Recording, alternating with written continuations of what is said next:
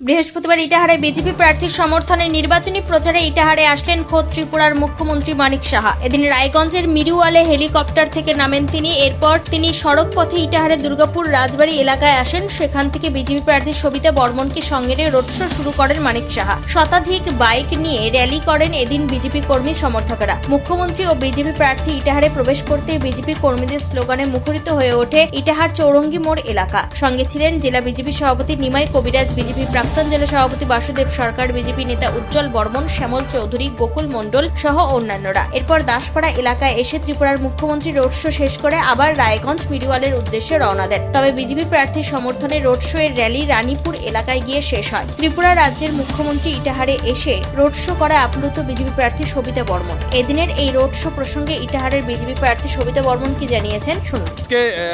মুখ্যমন্ত্রী এসেছেন প্রচারে, কি বার্তা দিবেন? দেখুন, মুখ্যমন্ত্রী আমাদের ত্রিপুরার মুখ্যমন্ত্রী মাননীয় ডক্টর মানিক শাহ মহাশয় আমাদের ইটাহার বিধানসভার আমাদের হয়ে উনি প্রচার করতে এসেছেন এবং উনি দেখে খুবই খুশি এবং আপ্লুত হয়েছেন যে মানুষের যে এত উচ্ছ্বাস, মানুষ স্বতঃস্ফূর্তভাবে এই র্যালিতে যোগদান করেছে। এই থেকে উনি আমাকে আশীর্বাদ করে দিলেন যে আমরা ইটাহার বিধানসভা থেকে আমাদের ভারতীয় জনতা পার্টি জয়লাভ করছি। তবে আসন্ন নির্বাচনে শাসক বিরোধী দুই পক্ষের জন্যই এই ইটাহার কেন্দ্রের লড়াই যে মোটেও সহজ হবে না তা এক বাক্যে স্বীকার করেছেন জেলার রাজনৈতিক মহল। উত্তর দিনাজপুর ইটাহার থেকে নিজস্ব প্রতিনিধি রিপোর্ট, টাইমস 14 বাংলা। আরো নিত্য নতুন ভিডিও পেতে এবং তথ্য জানতে আমাদের ফেসবুক পেজকে লাইক ও ফলো করে রাখুন। সেই সঙ্গে টাইমস 14 বাংলার ইউটিউব চ্যানেলকে সাবস্ক্রাইব করতে ভুলবেন না।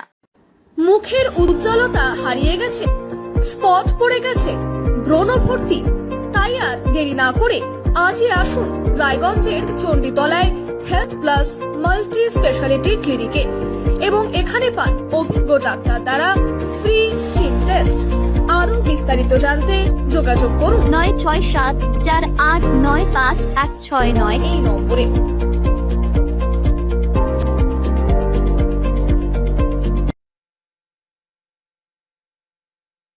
আজ তোমার বিয়ে, সাজলো নতুন সাজে।